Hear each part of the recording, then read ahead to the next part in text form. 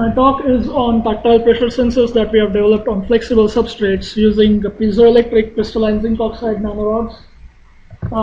We see that human-robot interaction is being steadily increasing in our day-to-day lives. We see examples of the robots interact or work in the same environment as humans. We have examples where robots are used to aid in prosthetics, and we have examples of object manipulation.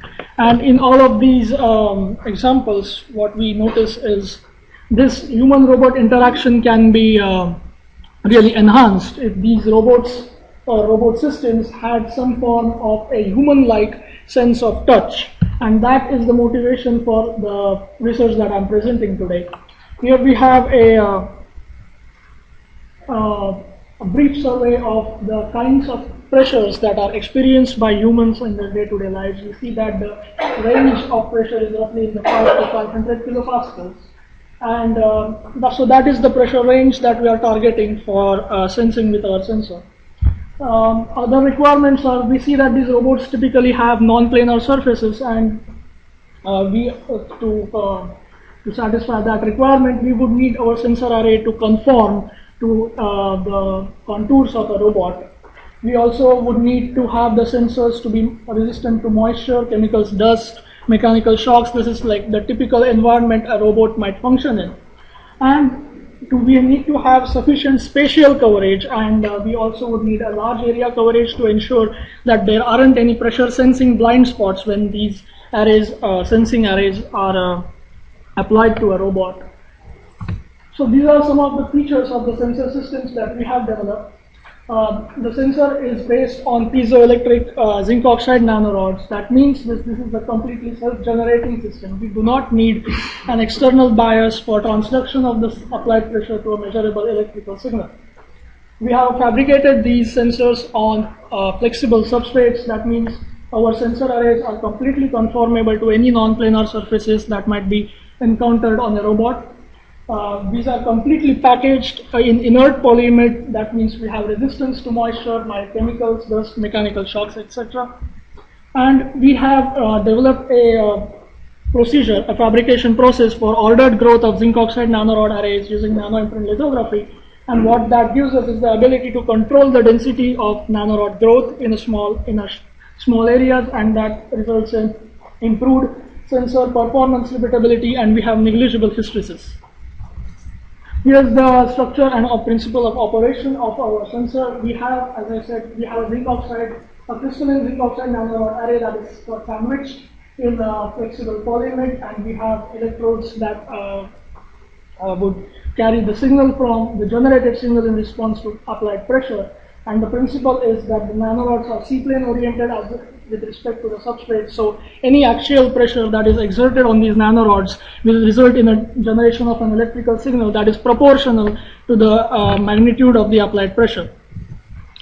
We have used this concept to study or to develop different these sensor designs. What I'm showing here is the sensor structure with the polyimide layers hidden so that you can see the nanorod arrays and the electrodes. And what we have done here is, since we exert the same pressure over a small area, we have put in more nanorod sensing arrays in the same area in series. So what we end up getting is a higher sensitivity due to a larger signal being generated in response to the same applied pressure.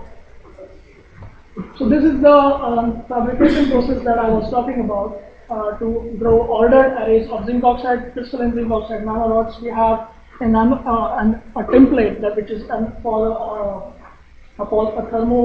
thermoplastic polymer. That is the nano imprint resist that we use, and we use that to coat that over a polycrystalline zinc oxide seed layer.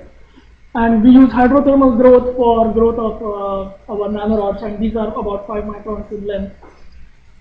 And what we observe is that nanorods only grow in areas that are exposed to the hydrothermal growth solution, and the areas that are covered with the thermoplastic polyimide do not experience any growth. That gives us a means to control the density of these nanorods. We have combined nano imprint lithography to pattern nanorods on the nanoscale with conventional photolithography to fabricate large area or small area arrays of these nanorods. So here we go from 500 microns on the left to about 30 microns on the right, and we can have pattern growth of nanorod arrays with ordering from nano imprint lithography, as you see in these SEM pictures.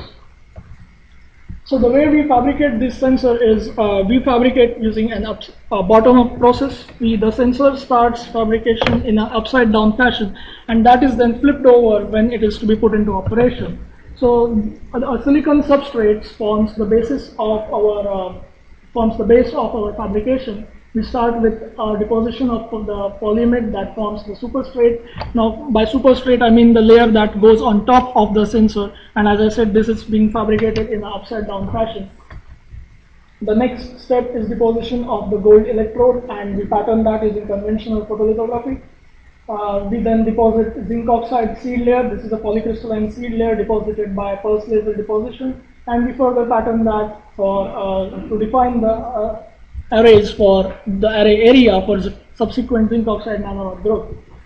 The next step is covering up the pattern zinc oxide seed layer with a thermoplastic polymer, and we pattern that at the nanoscale using thermal nano imprint lithography, and currently we are getting a resolution with this procedure of about 200 nanometers. We subject this process to the sample to a hydrothermal zinc oxide growth process. Now this is a very low temperature growth process for growth of crystalline zinc oxide nanorods. And once that is done, we remove the thermoplastic polymer and cover up the polyimide, cover up the nanorods in a protecting layer of polyimide. Then this is the polyimide layer that gives us, that completely packages the nanorods and gives us robustness and environmental protection.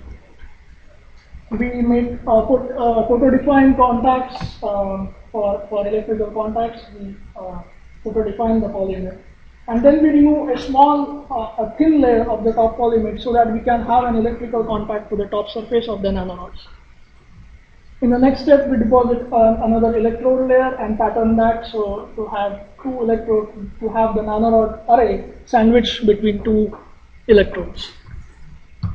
On my left, I have an SEM picture of the zinc oxide nanorods that are embedded in a layer of protectant polyimide, and the nanorods and the tips that you see are protruding are after the plasma etch to remove a thin layer of polyimide from the top surface.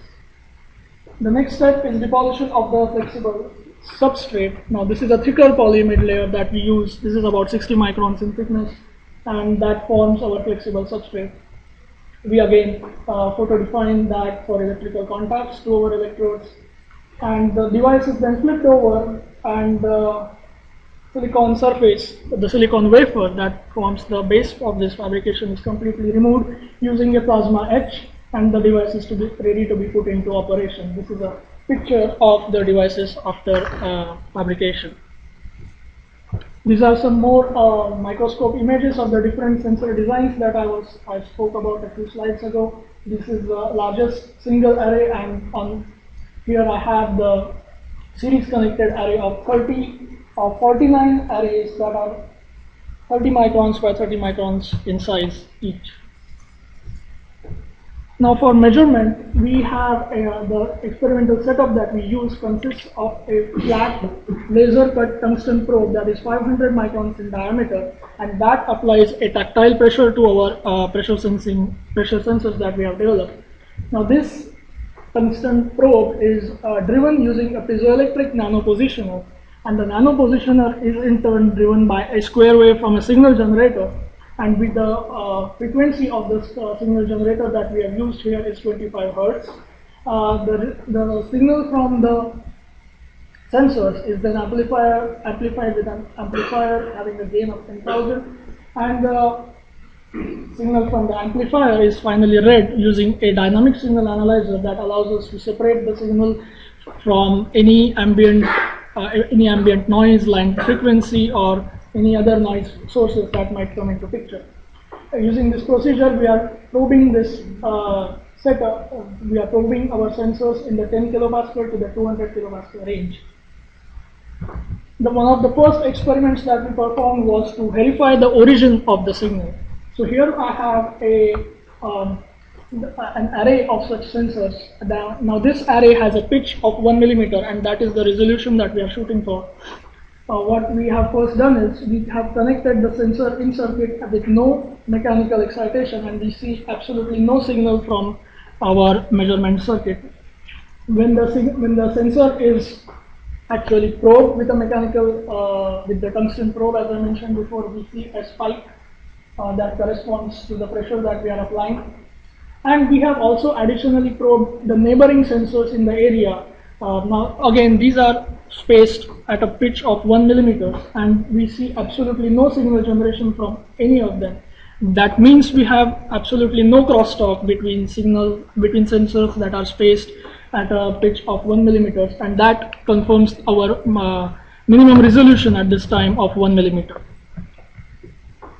Now this, as I mentioned before, we have probe our sensors in the 10 to 200 kilopascal range, and we see different, these are the responses from the different sensor designs. And as I mentioned before, the series connected sensor designs were expected to have a higher sensitivity, and that is reflected from these plots that you see here. Now another thing I would like to point out is what we have done is we first increase the pressure from 10 kilopascal to the 200 kilopascal point in 6 steps, and then reduce it to study hysteresis. And we see from these plots that the two curves, that is the red curve showing the ascending pressure and the blue curve showing the descending pressure, are fairly coincident, and which means we have little to negligible hysteresis performance in these devices. To further, we have probed a number of such devices, and we see that this plot here shows you the sensitivity of the devices that we have fabricated as a function of the number of arrays, or the number of signal generating nanorod arrays present in each sensor. And as predicted, we observed that the series connected arrays, those are the blue crosses, the green triangles, and the black circles, they have an order of magnitude higher sensitivity than just a single nanorod array. Now what we also observe within the series connected sensors is that the sensor design with 49 series connected arrays has slightly lower sensitivity than the one with 25 series connected arrays. And the reason for that is when we spin coat the polyimide that we have for to completely encase our zinc oxide nanorods, what happens is we have found that with a lower density of zinc oxide nanorods, we found that the polyimide tends to spread out quite well, and consequently we have a thinner layer of polyimide on the smaller areas.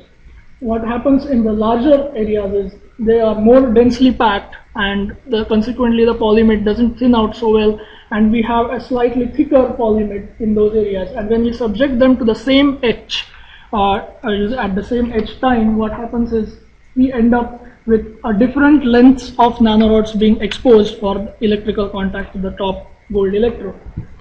And what happens in the TS4930 design is the nanorods are exposed to a greater extent, and they are essentially, the exposed part is shorted out by the deposited gold electrode, and that effectively reduces the length of the nanorod that is contributing to generation of signal. And that happens to a much lesser extent in the TS900 and the TS2550 design, and that is why the TS2550 design in this case for this fabrication process has the highest sensitivity. But as is evident, the sensitivity from the TS4930 device can be very easily improved by tailoring the plasma etch process for the thickness of the fill polyimide in that case. In conclusion, we have developed a tactile pressure sensor on a flexible substrate that has a near linear response in the 10 to 200 kilopascal range with negligible hysteresis, and we have recorded a peak sensitivity of 2.12 millivolt per kilopascal.